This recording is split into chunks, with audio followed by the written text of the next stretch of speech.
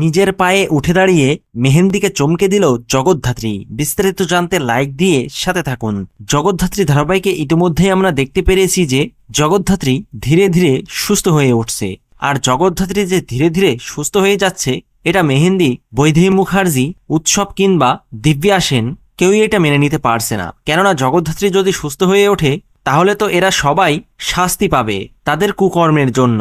আর তাই এরা কেউ চায় না জগদ্ধাত্রী সুস্থ হয়ে উঠুক। কিন্তু জগদ্ধাত্রী যে সবার আড়ালে ধীরে ধীরে সুস্থ হয়ে যাচ্ছে এটা কেউ বুঝতেই পারছে না। এদিকে জগদ্ধাত্রী রাতের বেলা স্বয়ম্ভুর হাত ধরে একা একা তাদের ঘরে হাঁটতে লাগে। আর এই বিষয়টা আড়াল থেকে দেখে মেহেন্দি রীতিমতো চমকে যায়। এমনকি মেহেন্দি স্বয়ম্ভুকে দরজা খুলতে বলে।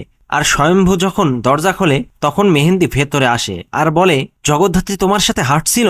তখন স্বয়ম্ভু বলে, কি পাগলের মতো কথা বলছো কি তুমি? ও কিভাবে হাঁটবে? তখন মেহেন্দি বলে, তাহলে তোমার হাত ধরে কে হাঁটছিল?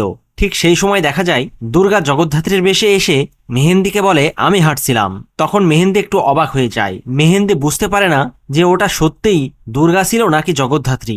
তবে দুর্গা চালাকির সাথে এই বিষয়টা এড়িয়ে যাওয়ার চেষ্টা করলেও এটা কিন্তু সত্যি যে জগদ্ধাত্রী হাঁটছিল স্বয়ম্ভুর হাত ধরে। আর জগদ্ধাত্রী আবারও আগের মতো সুস্থ হয়ে উঠছে, আর সেটা মুখার্জি পরিবারের সকলের আড়ালে। আর জগদ্ধাত্রী সুস্থ হওয়ার পর সবাইকে চমকে দিয়ে যে মুখার্জি বাড়িতে একটা ধামাকা ঘটাবে সেটা তো আমরা বুঝতেই পারছি। আর তাই আগামী পর্বগুলোতে জগদ্ধাত্রী ঠিক কি খেলা দেখাবে সেই সবটা জানতে চোখ রাখুন জগদ্ধাত্রীর আগামী পর্বগুলোতে। ভিডিওটি ভালো লাগলে লাইক ও শেয়ার করুন আর চ্যানেলটিকে সাবস্ক্রাইব করে সাথে থাকুন। ধন্যবাদ।